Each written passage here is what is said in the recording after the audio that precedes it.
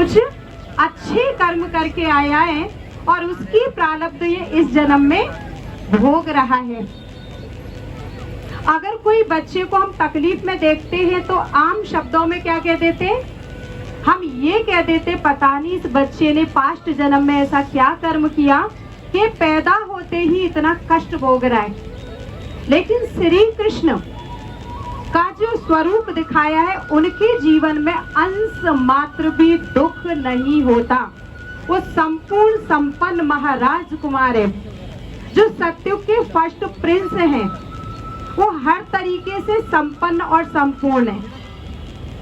और रही बात कि जिस घर के अंदर हर चीज भरपूर होती है, उस घर के माता पिता बच्चे को कौन सा गली में भटकने जाने देते हैं?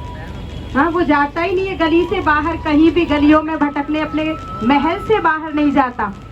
और ये तो हर तरीके से संपूर्ण है।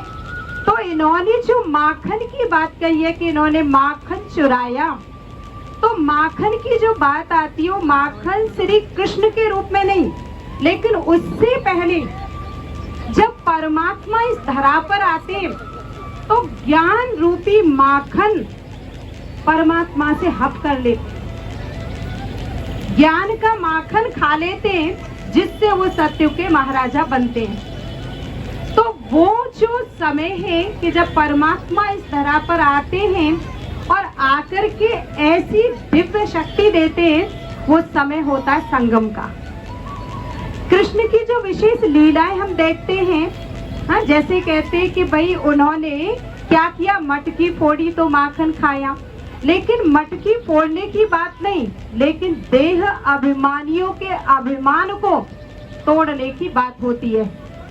तो उन्होंने देह के भान को तोड़ा। अच्छा, सत्युगी दुनिया में कोई देह अभिमानी नहीं होता, और आज के समय एक भी ऐसा नहीं है कि जिसके अंदर देह का अभिमान ना हो। तो कहाँ पे होना चाहिए श्री कृष्ण को? कहाँ होना चाहिए? यहाँ होना चाहिए। पर यहाँ वो क्यों नहीं है इस समय? यादगार हम मना रहे हैं। इस समय श्री कृष्ण नहीं है, लेकिन उनका यादगार हम सभी मना रहे हैं, क्योंकि श्री कृष्ण सतो प्रधान है। आज मैं गई थी मंदिर में और यहाँ भी देख रही हूँ जो झांकियां हमने बनाई, इसलिए बनाई जिससे कि हम आप सभी को आध्यात्मिक रहस्य इनका बता सकें। झांकियां बहुत सुंदर सुंदर, घर में भी, मंदिरों में, हर जगह पर आज के दिन सभी ने सजाई। लेकिन झांकियों से हमें सीख जरूर अपने जीवन के लिए लेनी चाहिए कि इन्होंने मुस्कुराते मुस्कुराते हर एक समस्या को खेल खेल में पार किया। और हमारे जीवन में कोई समस्या आ जाए तो क्या करने लगते हैं? क्या करते हैं हम? खुश होके पार करते हैं, या हे भगवान मेरे को इतना दुख दे दिया, मैंने क्या बिगाड़ा था किसी का? किसको दोष देने लगते हैं? हाँ, श्री कृष्ण को कहीं दिखाया कि वो दोष दे रहे, मेरे सामने इतने असुर आ रहे, क्यों आ रहे? नहीं दिखाया ना, मुस्कुराते हुए पार कर रहे। तो हमें इस समय ये शिक्षा लेने की जरूरत है, क्योंकि ये जो इस समय कलयुगी दुनिया है, समस्याओं की दुनिया है। और समस्याओं की दुनिया होने के कारण हमें आज के दिन ये सीख लेनी चाहिए कि इस सृष्टि पर, इस भारत भूमि पर एक ऐसा बालक भी पैदा हुआ जिसने हर एक बात में खुशी खुशी से उसे पार कर लिया। क्या दिखाते हैं? हाँ, कृष्ण की लीलाओं में देखो, हाँ, नाग के फन पर डांस करते हुए कोई कर सकता है? इतने विषैले नाग के फन पे डांस करते हुए कर सकता है कोई? लेकिन ये जो समय चल रहा है, हर किसी के जीवन में आज विष भरा हुआ है विकारों का। काम, क्रोध, लोभ, मोह, अहंकार रूपी नाग, 5 फनों रूपी नाग हर किसी के जीवन को उसने विषैला कर दिया है। कोई अपने आप को इससे बचा पाया? नहीं बचा पाया ना।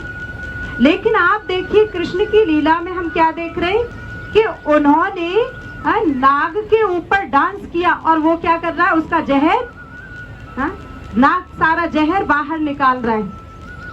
लेकिन परमात्मा आज जो महावाक्य सुना रहे, इसमें गहरा रहस्य उन्होंने खोला और कहा कि मैं जब इस सृष्टि पर आता हूँ तो आकर के तुम्हें विकारों पर कैसे विजय प्राप्त करनी है उसका सत्य ज्ञान देता हूँ।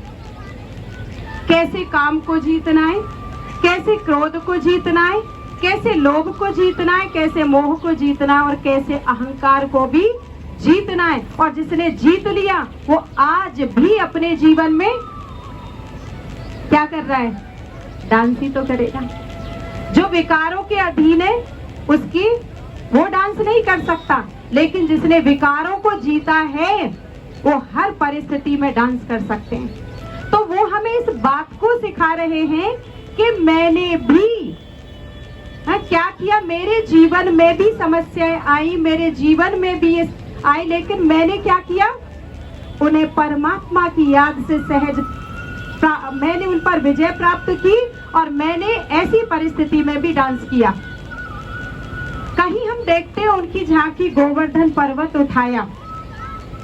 आज दुख दर्द का जो पहाड़ है हर एक के जीवन में, कहते इतने दुख बढ़ गए कि अब इसका बोझ हमसे झेला नहीं जाता, बहुत दुखी है, समझ नहीं आता क्या करें।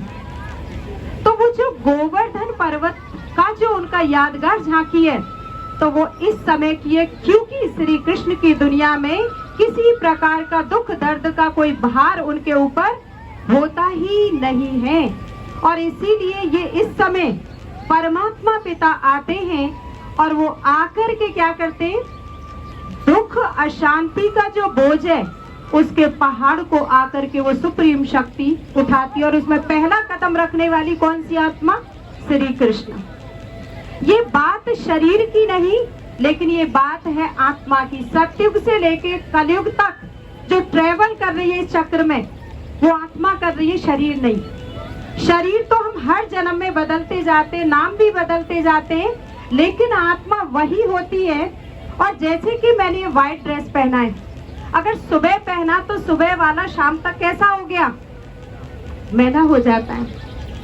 सुबह एकदम साफ सुथरा होता है और फिर शाम होते होते क्या हो जाता है, मैला हो जाता है, फिर हम नया चेंज करते हैं। तो सुबह का जो समय है वो है सतयुग और दोपहर का समय जो है वो है त्रेता और शाम का समय क्या है, द्वापर, और रात का समय है कलयुग, जिसको हम कहते हैं घोर रात्रि। और ऐसे समय पर वो जो श्री कृष्ण जो सतयुग के फर्स्ट प्रिंस हैं, वो इस सृष्टि रूपी चक्र में अपना पार्ट प्ले करते करते जो गोरी आत्माएं वो भी इस चक्र में आकर के बहुत सारे दाग लगते हैं, वो काली बन जाती है। इसलिए हमने कभी विचार ही नहीं किया कि कहीं तो श्री कृष्ण को गोरा दिखाया है और कहीं पे हम देखते हैं काला दिखाया है, तो क्यों ऐसा दिखाया है? या तो उन्हें गोरा दिखाए या तो काला, लेकिन दोनों रूप कैसे हो सकते हैं किसी के भी? तो सतयुगी दुनिया में वो गोरे हैं और फिर पूरे सतयुग से लेकर कलयुग तक युग परिवर्तन के साथ आत्मा में भी चेंज आता है और चेंज आते आते वही आत्मा काली हो जाती है। और इसी कारण से जब काली हो जाती है तो परम पिता परमात्मा जो सुप्रीम शक्ति है, जो निराकार है, वो परमात्मा पिता जिन पर ज्योति बिंदु रूप में दिखाया हुआ है, वो परम सत्ता, जब सभी सतयुगी दैवी आत्माएं वो भी साधारण रूप में आ जाती हैं, तब वो परमात्मा को पुकारती हैं। और ऐसे समय पर परमात्मा का इस धरा पर आना होता है।